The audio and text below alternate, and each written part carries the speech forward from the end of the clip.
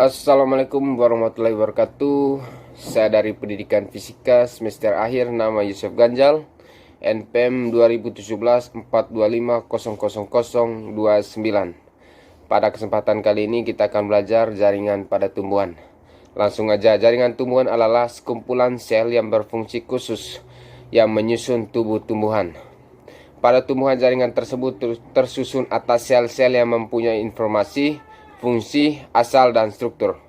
Pada dasarnya jaringan pada tumbuhan ada dua macam, yaitu jaringan meristem, embrional, dan jaringan permanen atau yang disebut dewasa. Jaringan meristem tersusun oleh sel-sel muda sehingga selalu membelah dan belum terdiferensiasi. Berikut ini adalah jenis-jenis jaringan pada tumbuhan. Yang pertama itu jaringan meristem, yang kedua jaringan penyongkong, yang ketiga jaringan dasar, yang keempat itu jaringan pengangkut, dan yang terakhir itu jaringan pelindung.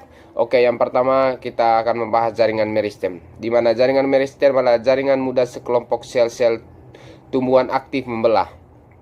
Sel-sel meristem akan menghasilkan sel baru sebagian dari hasil pembelahan, akan tetap berada di dalam meristem. Hal ini yang disebut sebagai sel permulaan atau inisial. Berdasarkan lokasinya, jaringan meristem terdiri dari tiga macam, yaitu yang pertama itu di apikal atau yang disebut atau yang kita kenal di ujung, yang kedua di lateral atau di samping, dan yang terakhir itu interkalar atau di ruas. Oke, kita lanjut di ciri-ciri jaringan meristem. Yang pertama itu ukurannya selnya kecil, yang kedua terdiri dari sel-sel muda dan fase pembelahannya dan pertumbuhan, yang ketiga itu sel berdinding tipis, dilanjutkan memiliki nukleus yang relatif besar, yang kelima itu vakula berukuran kecil, yang keenam banyak mengandung sitoplasma, dan yang terakhir itu sel berbentuk kubus. Oke, kita lanjut di jaringan yang kedua itu jaringan penyongkong. Jaringan penyongkong adalah jaringan yang memberi kekuasaan bagi tumbuhan sehingga mampu berdiri tegak. Jadi seperti namanya, jaringan penyongkong berfungsi sebagai penguat atau penyongkong tumbuhan. Jaringan penyongkong memiliki dinding tebal dan akan berhenti melakukan pembelahan ketika sudah mencapai usia dewasa. Jadi jaringan penyongkong itu akan tidak aktif bila mana tumbuhan sudah mencapai usia dewasa. Jadi dia berfungsi itu ketika usia tumbuhan itu masih kecil.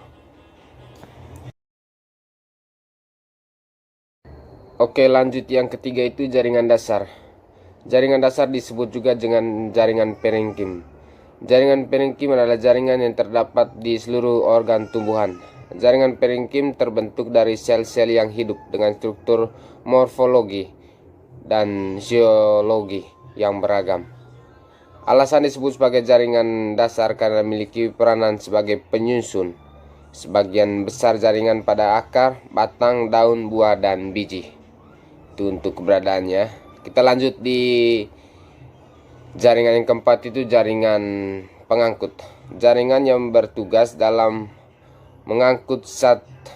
Jaringan tersebut terdiri dari pembuluh xilem dan flum. Xilem adalah pembuluh yang mengantarkan hasil air dan mineral dari akar ke daun, sementara flum adalah pembuluh yang mengangkut hasil fotosintesis dari daun ke seluruh permukaan tubuh tumbuhan. Dan yang terakhir itu jaringan pelindung.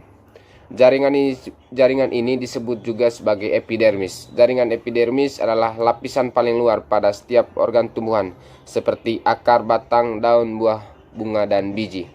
Jaringan epidermis berfungsi sebagai pelindung yang menutupi seluruh organ tumbuhan. Jaringan epidermis berasal dari protoderm. Jaringan epidermis berada di lapisan terluar dan fungsinya untuk melindungi permukaan tumbuhan.